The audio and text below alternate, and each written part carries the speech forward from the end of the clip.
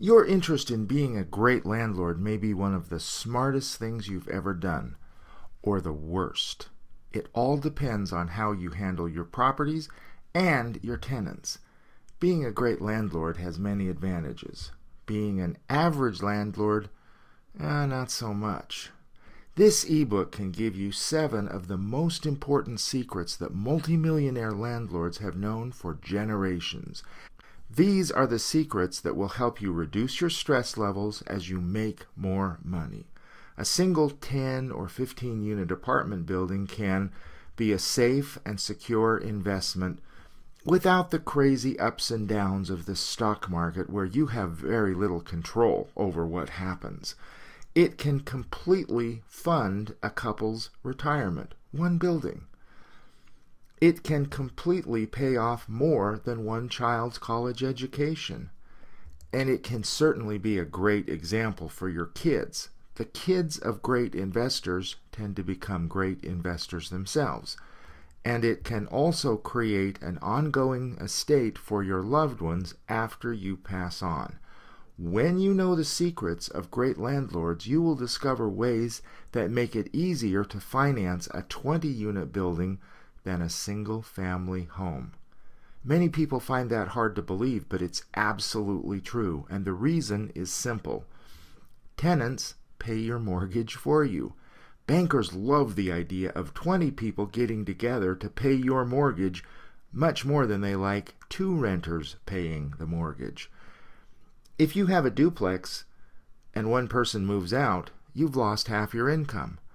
If you have a 20-unit building and someone moves out, the loss is less important. But there are some bad things about being a landlord if you don't follow the 7 secrets that all great landlords know. For one, you can lose money. You can lose a lot of money. You can have constant stress in your life. You put yourself at risk for lawsuits. Bad tenants tend to stay a short period of time. That means bad tenants move more frequently, and that means there are always more bad tenants than good looking for apartments. And if you let bad tenants in, you will always have higher than necessary stress, vacancy, and costs. Vacancies kill profits. You simply have too much stress and too little money. But every negative can be turned around or minimized if you have the right policies and procedures in place. These 7 secrets are the secrets that all landlords know, and these are the ones that can turn your problems around. Through a lot of trial and error, we've identified them. They can instantly transform you into a super landlord. Okay, here's an important thing to know. Managing happy tenants is easier than fighting bad ones. Think about the difficulty of getting cooperation from a cold, hungry, and cranky child. Not much fun. In fact, it's close to impossible. Now, compare that with the effort it takes to get an excited kid ready to go and get an ice cream cone. Managing happy tenants is definitely easier than fighting bad ones. Let me give you an example. Have you ever thought of paying good tenants to fill your vacancies? Well, you should. Think about it. Most people have friends with similar values to their own. If they're a good tenant, then they probably have friends who will be good tenants. Better yet, if you fill your building with people that care about each other, they will naturally want to stay longer. Better tenants who stay longer mean fewer vacancies. Fewer vacancies means more cash flow to you. Offering good tenants $100 for every person they recommend who becomes a tenant is the cheapest money you'll ever spend. Sure, it costs $100, but it may save you thousands or even tens of thousands of dollars in reduced vacancies. The only reason most landlords don't already do this is they don't know to do it. Many landlords have to advertise vacant units Well, they have an untapped resource sitting right there in their building. This is just a part of one of the 7 secrets. Instead of losing thousands of dollars a month or more trying to fill a vacancy in your apartment, you actually can have a waiting list of people excited to get into your building. Of course, the people your tenants recommend would have to pass your background and screening tests, but the advantages are huge and the costs are small. It really is true that managing happy tenants is easier than fighting bad ones. It's also much more profitable. You don't want to become their friends. No, that brings with it many disadvantages, but you do want a warm, friendly, positive relationships. Most tenants, even the bad ones, won't trash an apartment if they like the landlord. Think about when you were in school. Did you ever have a strict teacher that wouldn't let the kids get away with anything? Well, what happened when he or she was sick? A substitute teacher would come in. Usually all hell would break loose. Kids would be climbing the walls and generally fooling around. But when the strict teacher came back, those same kids were much more likely to behave, right? Same kids, different teacher. The teacher, not the kids, sets the tone of the relationship. The same thing is true with landlording. You, the landlord, should set the tone. Someone's going to control the relationship. It can either be the tenants or the landlord. I think it's better to have the landlord control the relationship in managing happy tenants. It's really a lot easier than fighting the bad ones. You start with more effective management of vacancies.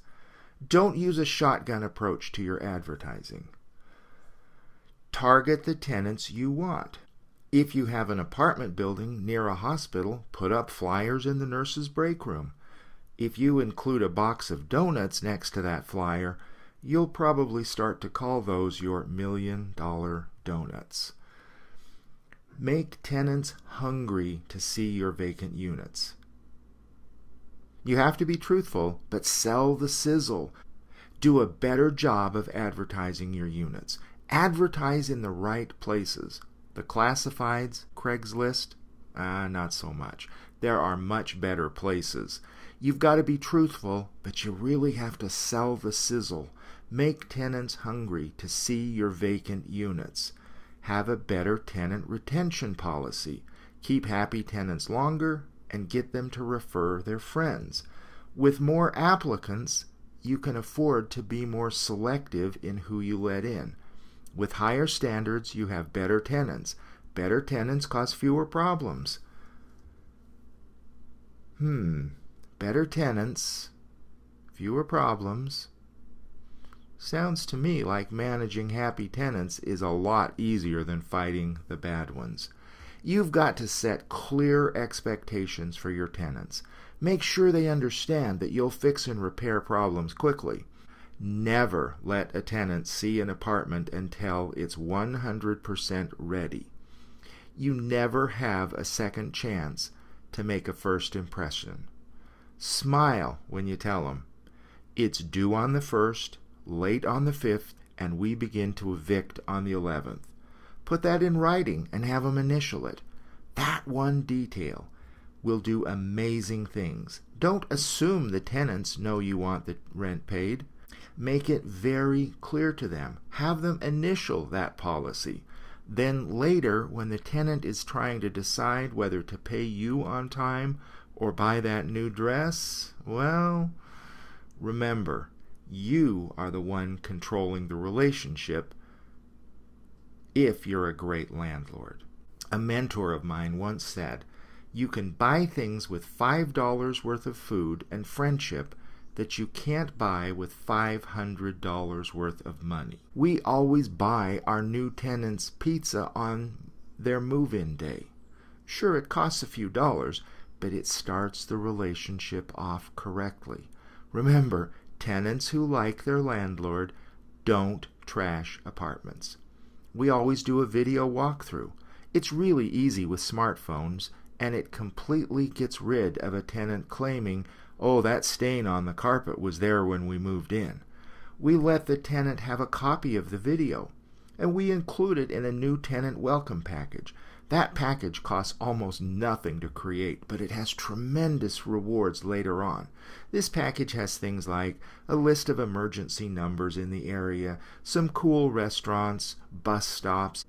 It's even possible to get local dry cleaners and other business people to give you discount coupons to help welcome your new tenants into the neighborhood.